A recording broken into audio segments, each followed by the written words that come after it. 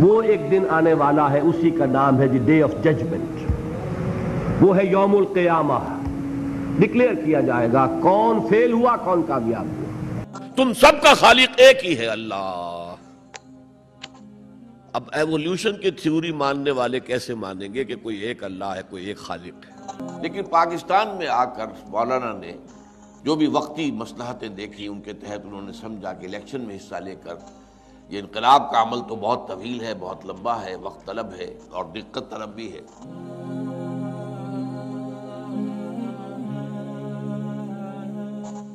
عہد حاضر کا سب سے بڑا شرک، سب سے بڑا شرک، سب سے بڑا شرک عوامی حاکمیت کا تصور ہے.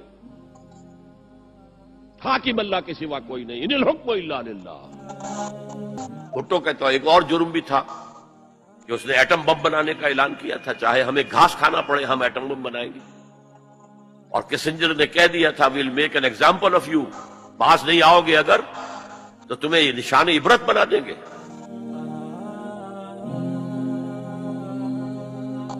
جب کام کی بات آتی تھی تو فرماتے تھے ہمارے صدر صاحب کہ اس ریزولوشن پر 160 افراد بولنا چاہتے ہیں، ہمارے پاس 4 گھنٹے ہیں، تو 4 چھکے 24 240، 1.5 منٹ ہر ایک کو ملے گا، کھڑے ہو جائیں.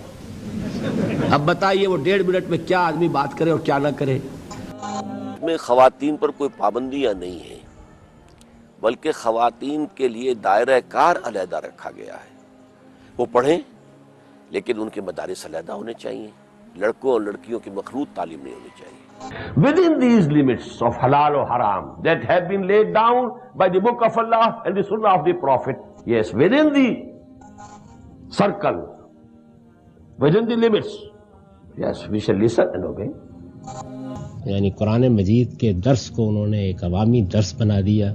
مجھے وہ دن یاد ہے کہ جب ہر نوجوان کا رخ مسجد شہداء کی طرف ہوتا تھا جہاں وہ درس قرآن دیتے تھے. ویسے یہ بیڈ میرا جو ہے یہ تو سن 55 سے ہے. بیڈ ہوتا ہے سونے کے لیے، وہ مہیا ہے. کچھ کسی وقت علیحدگی میں بیٹھ کر لکھنا پڑھنا ہو تو یہ ٹیبل موجود ہے. Israr Ahmed, 26th April 1932, 14th April 2010, was a Pakistani Islamic scholar, orator, and theologian. He developed a following in Pakistan and the rest of South Asia, but also among some South Asian Muslims in the Middle East, Western Europe, and North America. He has written around 60 books in Urdu on Islam and Pakistan, of which 29 have been translated into several other languages, including in English, as of 2017. In 1956, he left the Jamaat-e-Islami, which had become involved in electoral politics, to found Tanzim-e-Islami. Like many other Sunni Islamic activists, revivalists, he preached that the teachings of the Quran and the Sunnah and divine law of Sharia must be implemented in all spheres of life, that the caliphate must be restored as a true Islamic state, and that Western values and influences were a threat to Islam and Pakistan. He was also known for his belief that Pakistan, not Arab lands. In 1956, he left the Jamaat-e-Islami, which had become involved in electoral politics, to found Tanzim-e-Islami. Like many other Sunni Islamic activists, revivalists, he preached that the teachings of the Quran and the Sunnah and divine law of Sharia must be implemented in all spheres of life, that the caliphate must be restored as a true Islamic state, and that Western values and influences were a threat to Islam and Pakistan. He was also known for his belief that Pakistan, not Arab lands, should be the foundation for a new caliphate, that democratic governance was un-Islamic. He was awarded the Sitara-e-Imtiaz, the third highest civilian award of Pakistan, in 1981. Israr Ahmed was born on 26th April 1932 into a Rangar Muslim Rajput family in Hisar, Punjab, in present-day Haryana, India. His ancestral roots lie in the Muzaffarnagar district, in present-day Uttar Pradesh, India. But following the 1857 War of Independence, his grandfather's properties were confiscated, so the family moved to Hisar. His father was a civil servant in the British government who relocated his family from Hisar to Montgomery, now Sahiwal, Punjab province of Pakistan.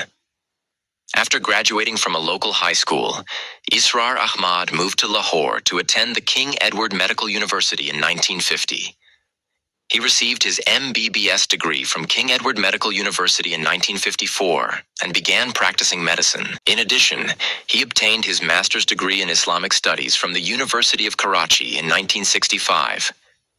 Israr Ahmed worked briefly for Muslim Students Federation in 1965, the independence movement, and following the creation of Pakistan in 1947 for the Islami Jamiyat-e-Talaba, and then in 1950 joined Jamaat-e-Islami led by Abul Ala Maududi. He left the party when the latter opted for participating in electoral politics in 1957 in the belief that involvement in national politics was irreconcilable. In addition, he obtained his master's degree in Islamic studies from the University of Karachi in 1965. Israr Ahmed worked briefly for Muslim Students Federation in 1965, the independence movement, and following the creation of Pakistan in 1947 for the Islami Jamiyat-e-Talaba, and then in 1950 joined Jamaat-e-Islami led by Abul Ala Maududi.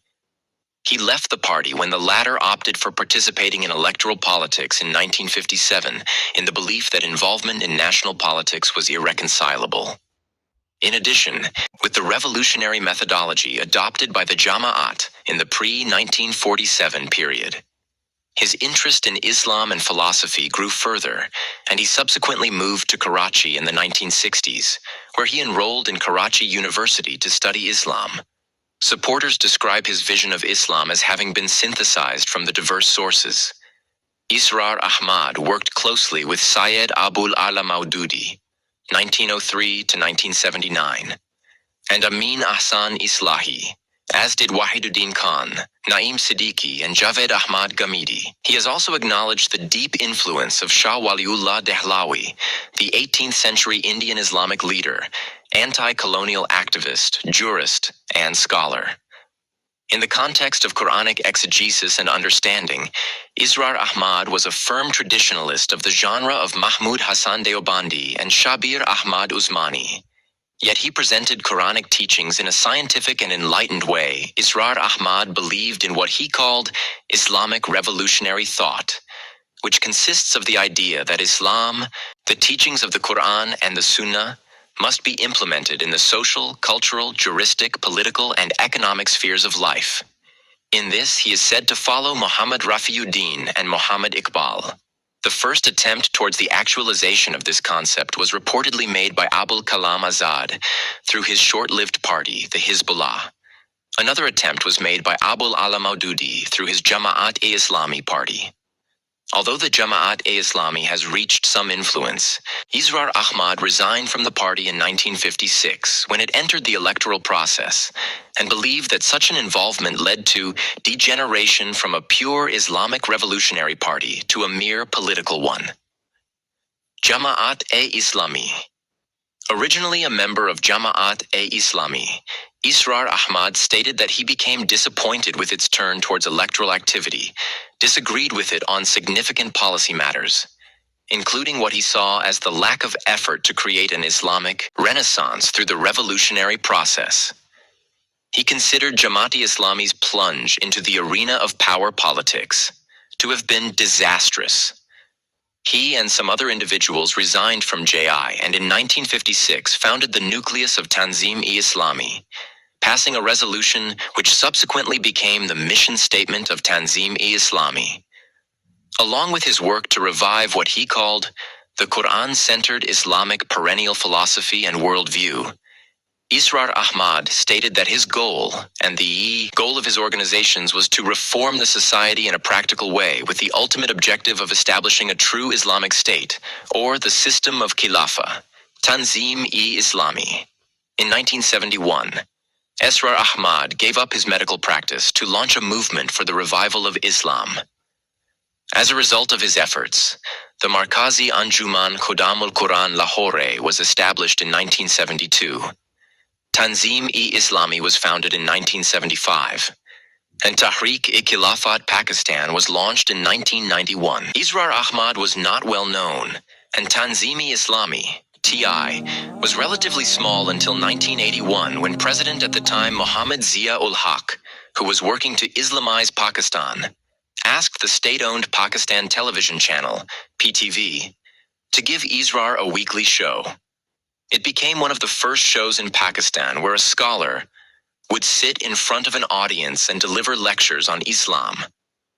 Israr is thought to have been instrumental in bringing changes to Pakistan TV. I'm eliminating Western dress for women and requiring hijab. Israr later refused to appear on TV after segments of his program calling for a ban on televising cricket matches were censored, but by then had developed a large following in Pakistan. Publication Israr Ahmed has authored over 60 books in Urdu on topics related to Islam and Pakistan, 9 of which have been translated into English and other languages. During that time, eliminating Western dress for women and requiring hijab, Israr Ahmed opposed modern democracy and the prevalent electoral system, arguing that in a true Islamic state, the ruler has the power to overturn the majority decisions of an elected assembly. Abul Ala Maududi.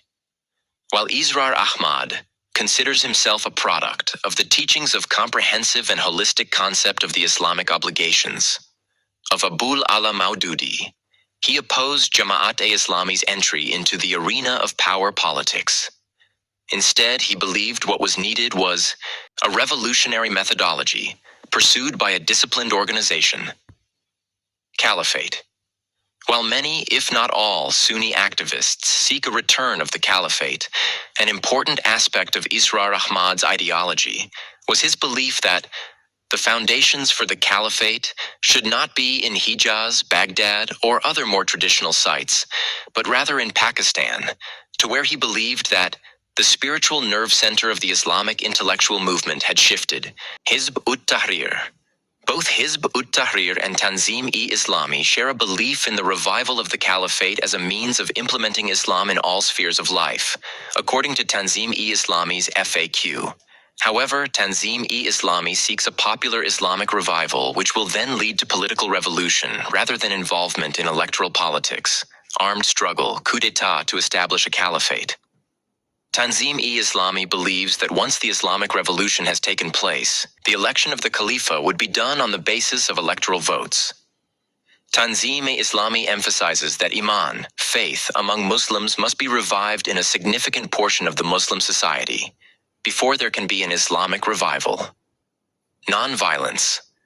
According to the website of Israr Ahmed's organization, Tanzim-e-Islam, as of 2017, we believe that an Islamic state can be established in Pakistan by means of a popular nonviolent movement. A coup d'état can never produce a stable and positive change, as it does not involve changing the beliefs and thoughts of the people. However, critic Farhan Zahid notes that a number of the members of Tanzim-e-Islam have reportedly been arrested in connection with IS's Khorasan province and accused by the authorities of involvement in terrorist financing, and that speeches by Israr still circulate online among jihadists, raising concerns that the group provides an entryway to Islamist extremism. Anti-Shia scholar Vali Nasser argues that in the 1980s, Israr Ahmed became part of Saudi Arabia's anti-Shiite campaign, particularly his popular Friday sermons in Baghi Jinnah Park in Lahore. The campaign evolved from attacking Khomeini and his theories, to moving Shi'ism outside the pale of Islam, to transforming doctrinal and theological disputes into communal ones. This campaign eventually led to violence. As many as 4,000 people are estimated to have been killed by Shia-Sunni sectarian attacks in Pakistan between 1987 and 2007. Role of women. In 1982, Israr Ahmed generated controversy by asserting that women should be barred from all professions except medicine and teaching cricket. In a conversation with then-President Zia-ul Haq, Israr Ahmed urged that the game of cricket be banned. In some of his appearances before a TV studio audience, Israr Ahmed complained, "Cricket is making Pakistanis ignore their religious obligations. I am convinced that cricket matches should not be shown on TV." Israr Ahmed also maintained that only men should be allowed to watch cricket matches. He later complained that bowlers were rubbing the cricket ball suggestively on their bodies. Views on Jews' main articles. 2011 NATO attack in Pakistan. 2011 India-Pakistan border shooting, and 2008 Mumbai attacks. Israr Ahmed often expounded conspiracy theories about how Jews and Israel were attempting to destabilize Pakistani society. He would include comments on the Jew world order, descriptions of Jews as cursed people or cursed race who had conspired against Muslims for centuries and were followers of Satan, intent on destroying Islam. Views on foreign powers. Israr Ahmed opposed the 2007 Pakistani state of emergency and in a televised press conference called for the resignation of President Pervez Musharraf from both the presidency and chief of army staff. While on television, Israr Ahmed predicted and warned the nation that if the situation worsens, the NATO forces are waiting on the Western Front to move into Pakistan and may deprive the country of its nuclear assets, while on the Eastern Front, India is ready to stage an action replay of Indo-Pakistani War of 1971 and has alerted its armed forces to intervene to check threats to peace in the region. Asia Times reports that in September 1995, Israr Ahmed told the annual convention of the Islamic Society of North America, "The process of the revival of Islam in different parts of the world is real. A final showdown between the Muslim world and the non-Muslim world, which has been captured by the Jews, would soon take place. The Gulf War was just a rehearsal for the coming conflict." He appealed to the Muslims of the world, including those in the U.S., to prepare themselves for the coming conflict. Babri Masjid demolition. After the demolition of the Babri Masjid in India, Israr criticized the vengeful demolition of Hindu temples in Pakistan, calling them un-Islamic and making the perpetrators the same as Hindu extremists in India. Death and legacy. Israr Ahmed relinquished the leadership of Tanzim-e-Islami in October 2002 because of bad health. He had appointed Hafiz Akif Saeed, his son, the emir of the Tanzim from 2002 to 2020, to whom all Rufaqa of Tanzim renewed their pledge of bay'ah. 12 days before his 78th birthday, Israr Ahmed died of cardiac arrest at his home in Lahore on the morning of 14th of April 2010 at the age of 77. He had given up the leadership of Tanzim-e-Islami in 2002 due to poor health. According to his son, his health deteriorated at around 1:30 a.m. with pain in the back. He was a long-time heart patient. His survivors included a wife, 4 sons, and 5 daughters. His 4 sons, Arif Rashid, Akif Saeed, Asif Hamid, and Atif Wahid, have all been involved in Islamic activism. One major Pakistani English-language newspaper, Dawn, commented after his death, "Founder of several organizations like Anjuman-e-Qudamul Quran, Tanzim-e-Islami, and Tehrik-e-Khilafat, he had followers in Pakistan, India, and Gulf countries, especially in Saudi Arabia. He spent almost 4 decades in trying to reawaken interest in Quran-based Islamic philosophy." Awards and recognition. Sitara-e-Imtiaz, Star of Excellence. Award by the President of Pakistan in 1981 for his contribution in the field of religion, but he was refused to taking this award.